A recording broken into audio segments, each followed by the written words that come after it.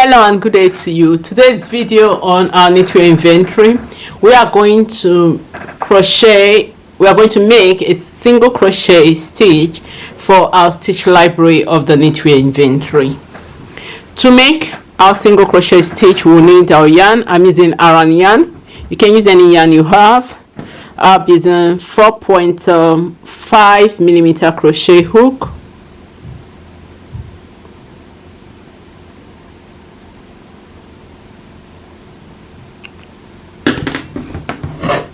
We need scissors to cut our yarn.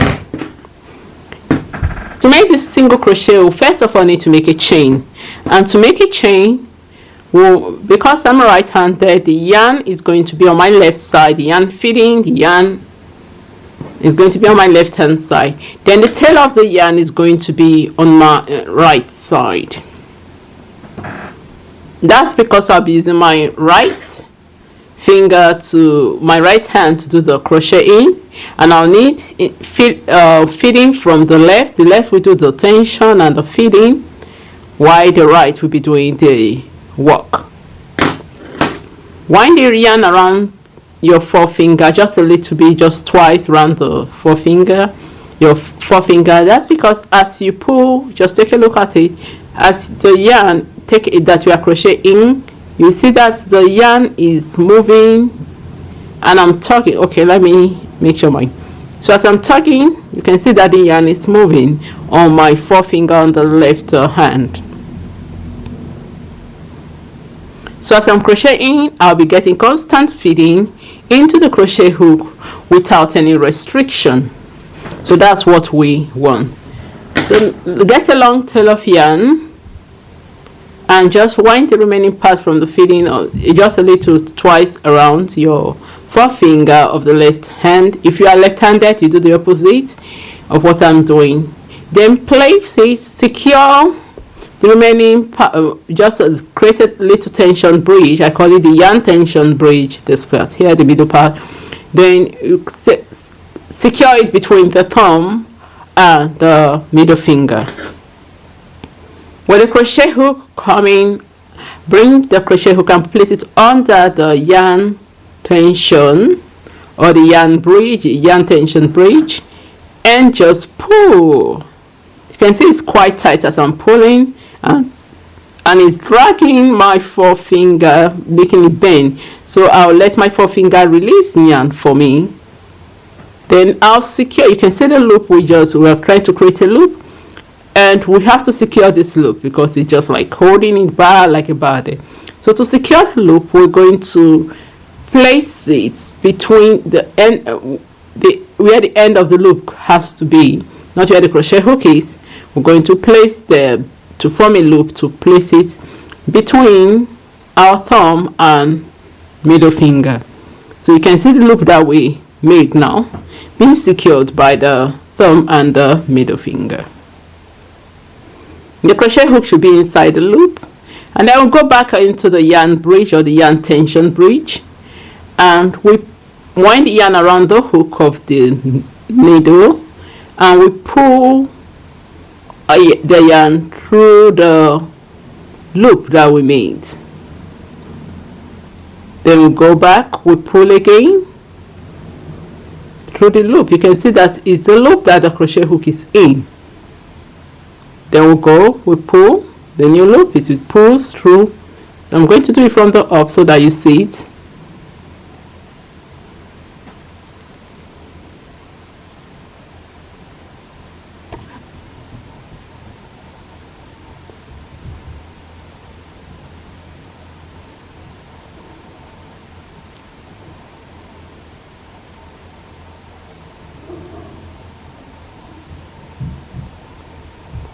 So you can see the chain forming. I'll just pull a large loop out so that I can show you something.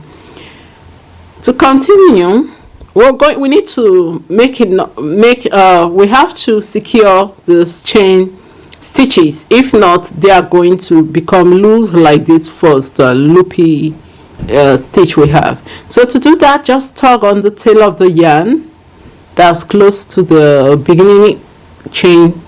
Just tug on it, and you can see that it ties. It forms the knot, and then you see that we have secured those crochet chains there. For this project, we need to make we are doing 20 rows to create it, a swatch. We just go for 20 rows and 20 stitches. So I'll just count first. 1 2 3 4 5. Okay, we've done 5 chains, so we need 15 more chains, so I'll quickly do those ones.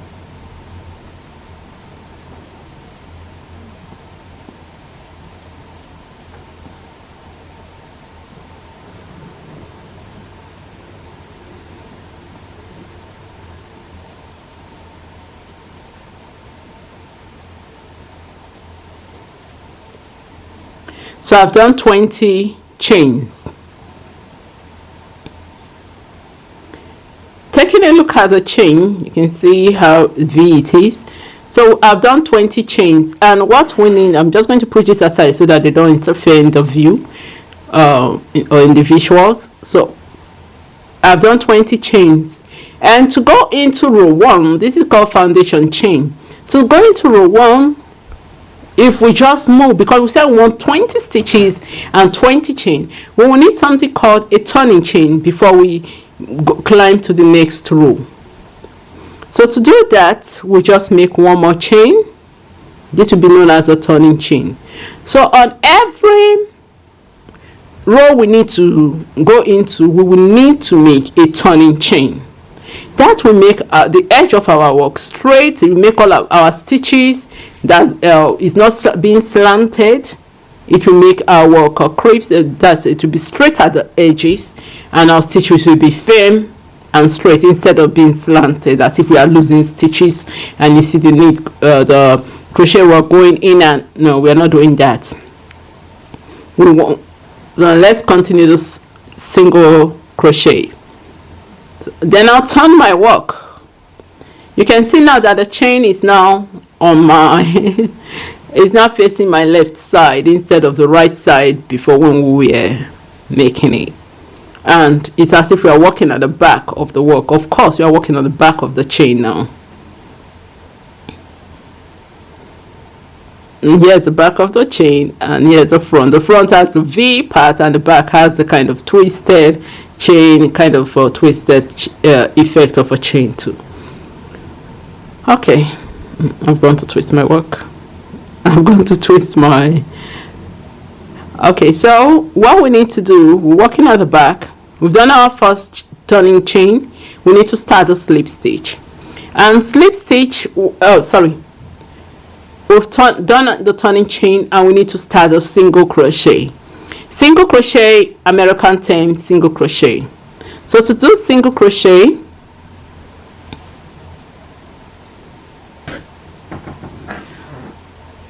in slips, remember what we did in slip stitch. We are going to do a different one now in single crochet. And in single crochet, we first of all miss the turning chain. We are not going to crochet into that turning chain. We're going to miss it. So the next chain space, that's what we will insert the crochet hook into, and then we pull a yarn. So we have 2 yarns on the needle. Then we go into, then instead of going to the crochet space this time, from up we just wind the yarn around the hook and pull it through the 2 needles, the 2 loops. I'll do that again. Single crochet, we've already missed the first yarn, and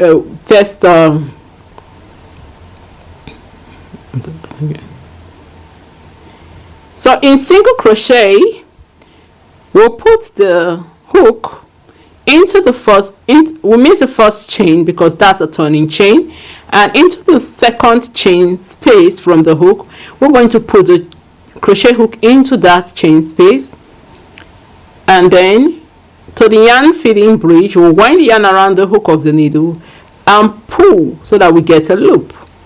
We have 2 loops now on the crochet hook.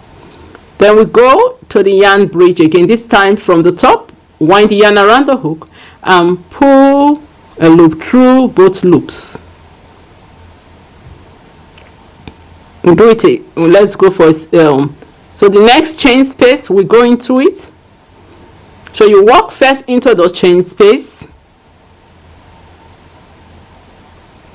you pull loop, you have 2 loops, then you go up above the chain space and just go straight into the yarn loop or yarn feeding. You wind, get a loop and pull through both loops.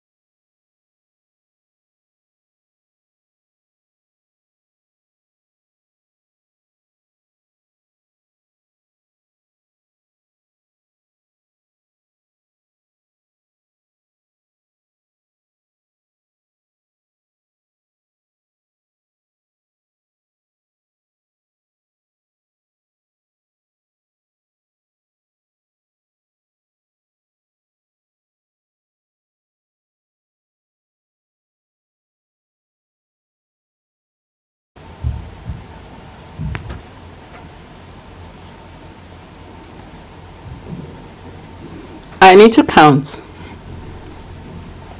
just to make sure.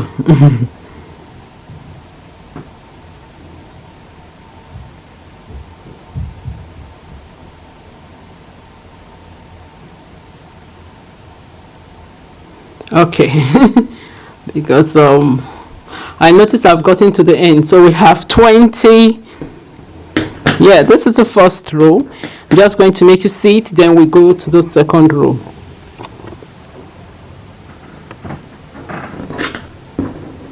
So this is the first row.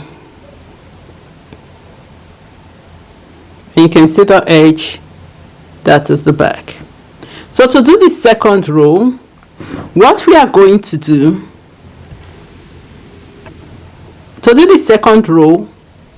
what we are going to do is to make a turning chain.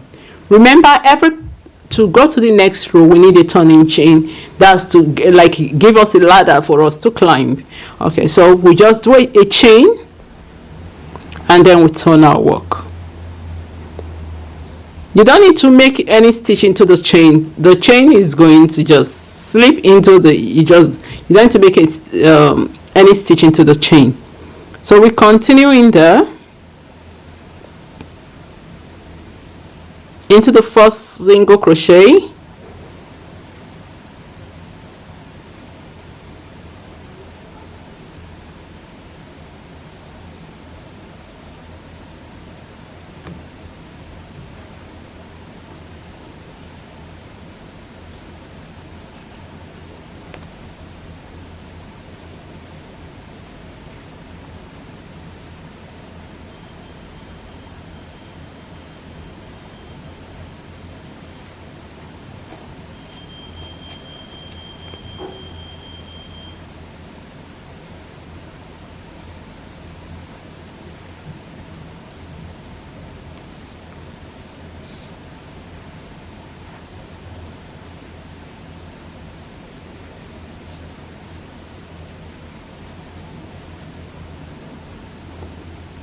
you can see it. So we continue in that manner till we have till we have done our 20 rows.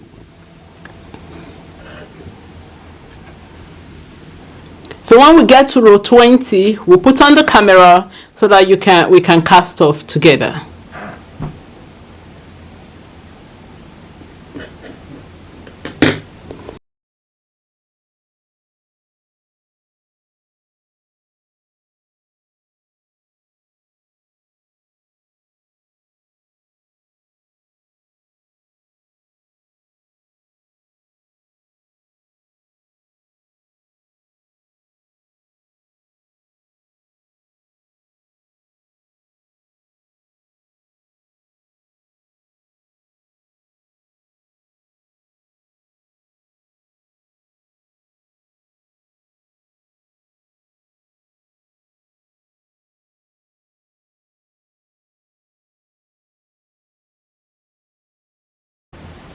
So we're going to continue until we get to row 20. Remember the turning chain at each end when we need to go progress to the next row. When we get to row 20, we are going to put on the camera, then we can cast off together.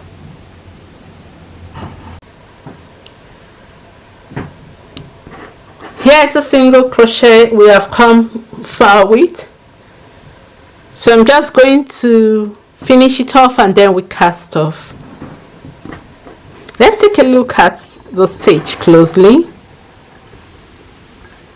You can see how close it is, and I'll just use the opportunity to bring the slip stitch we did in the previous set.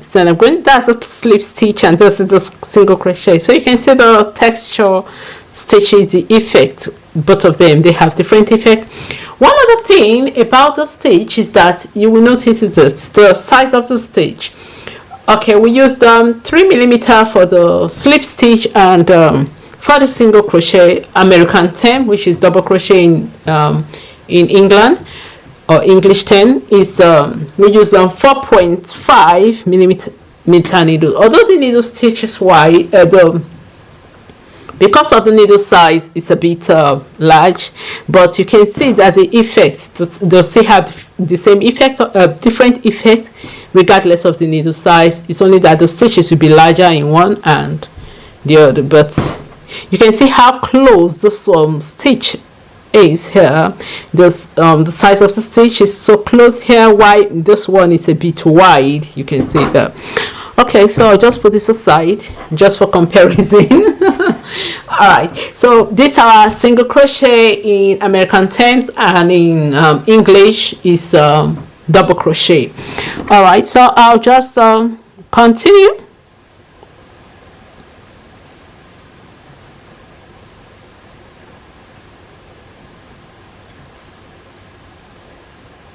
And into the last stitch, and then we have the last loop. I've already broken my yarn off, taking I'll just pull it through the last loop and we'll secure it. If you want to do a chain, that's fine. This is just a tension swatch, so I'll just pull it through and we'll have we've secured our stitch there. So here we have our stitch, and I'm just going to go closer again so that you see it.